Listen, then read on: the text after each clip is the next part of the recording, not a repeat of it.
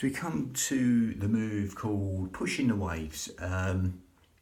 Lovely qigong and tai chi movement. It's sometimes called reinforcing the waves or playing the waves. Again, it's varied in different forms. But this one's the 12th of the 18 form qigong sequence, which at first we stuck with the 8 brocades movement, and then 18 form qigong sequence, and then a 9 form I picked up in the Himalayas. So it's 35 moves all in all. Again, I'll put that in brackets, the 35, and put the number of the whole sequence. So this would be like out the whole sequence of 35 moves with the basically 3 forms fitted together. This is the bit of maths, the 20th move of the whole 35. Doesn't matter, you can do this segmentally or in the sequence I'll put them, doesn't really matter. We'll go more into the breathing anyway, and the breathing is be totally different to the traditional way, which I've done in other tapes. You usually breathe into the belly like a balloon, which will massage all the internal organs, etc. In an even better way with the motion. The motion will massage the organs, specifically, as in all qigong sequences, they specifically benefit a different meridian, electromagnetic river, nadi, whatever you want to call them, which links to specific organs, etc., and they benefit them within each move. This one is believed to help the pericardium, which is like the heart lining, the kidneys and the bladder. I'm not going to go into them meridians. I have on other tapes, but this one I'm just going to go straight into the breathing. It's yoga mixed with Pilates and hypnotic breath all in one. So we start with a Pilates breath. So as we start right now, stand nice and comfortably. You're going to zip up pelvic floor and scoop out your abdominals and take the navel towards the spine. And as you naturally do that, the breath will go into these lower lobes of the lungs, the intercostals, the ribs, anywhere but the stomach.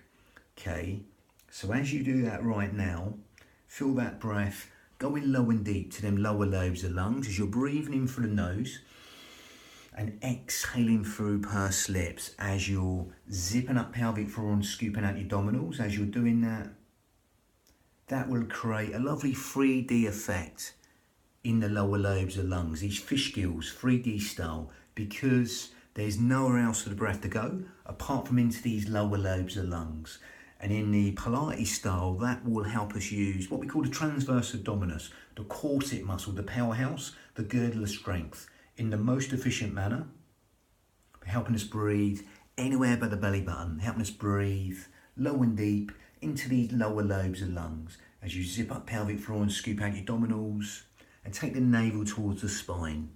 Feel that breath, or the journey of the breath, going all the way in through the nose and exhaling through pursed lips. And as you're doing that right now, that'll fill up these lower lobes of the lungs as if someone's opening an umbrella and letting go. With that breath, the motion, the movement, adding width to the lungs and length for the out breath. As you exhale through pursed lips, imagine you're blowing out a candle through pursed lips. Breathing through the nose and exhaling through pursed lips. As you zip up pelvic floor and scoop out your abdominals, allowing that simplicity just to relax the mind. Lovely. Free, expansive breath. As if someone's pushing out from inside your ribs and letting go. That lovely 3D breath. Imagine someone's wrapped a scarf tightly around your ribs and you breathe into that scarf wide and full.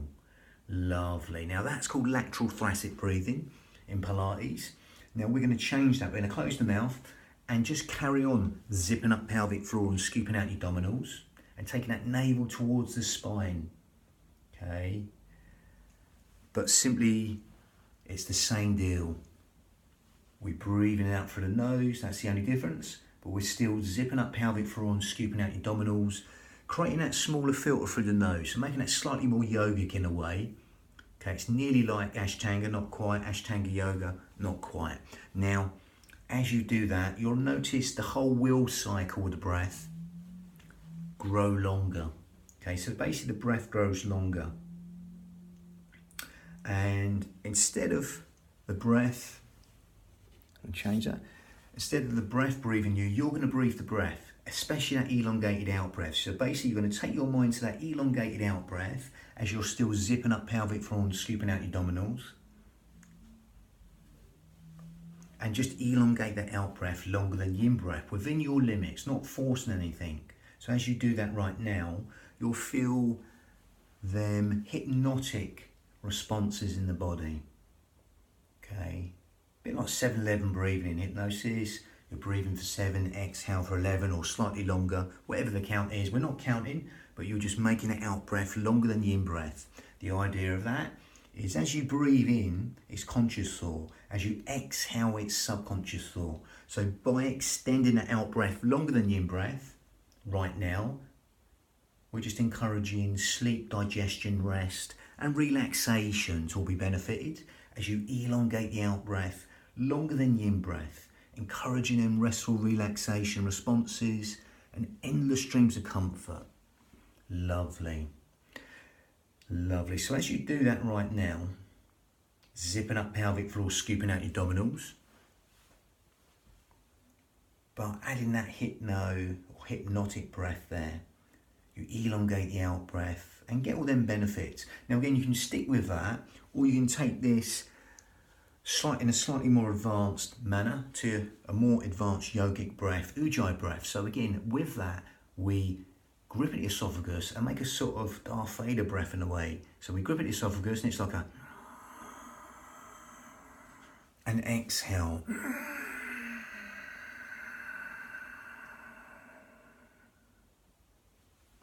So we breathe in through the nose, we grip at the esophagus.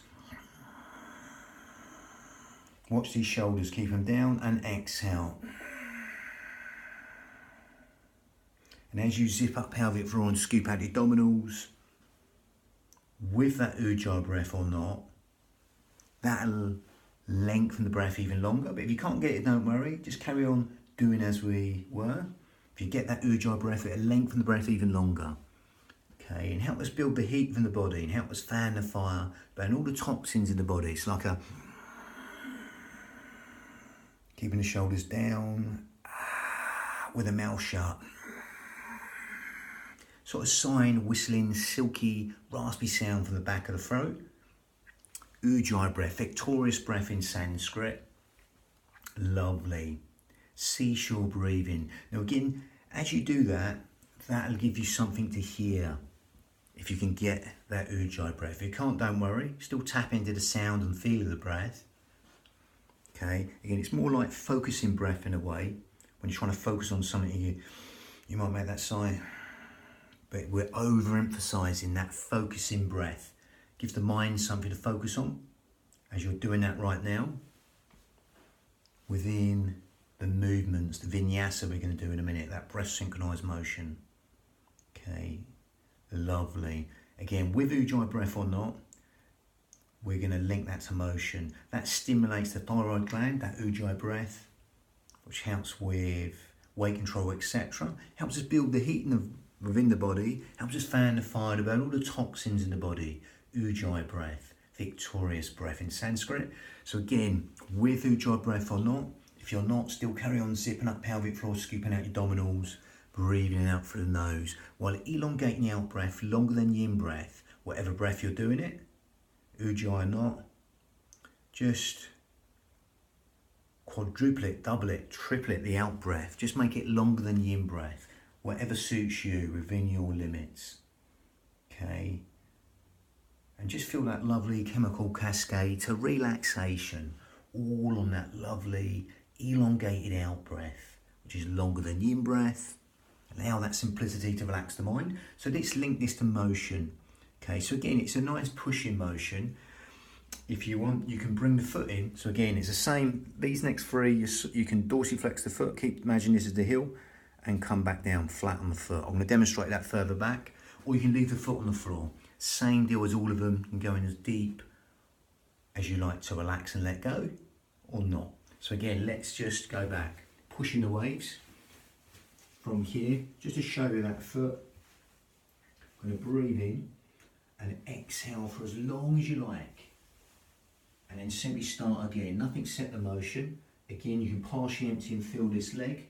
You can go down as deep as you like, or you can stay up as high as you like. Any problems with the back, stay up high. Any problems with the knee, you might want to just keep that foot flat.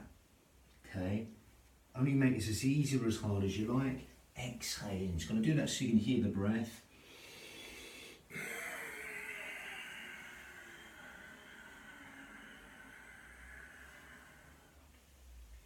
And simply start again. Nothing set the motion. Simply elongate the out breath longer than the in breath. Again, breathing in and exhaling for as long as you like. If you want to come down deeper, come down deeper. So it's a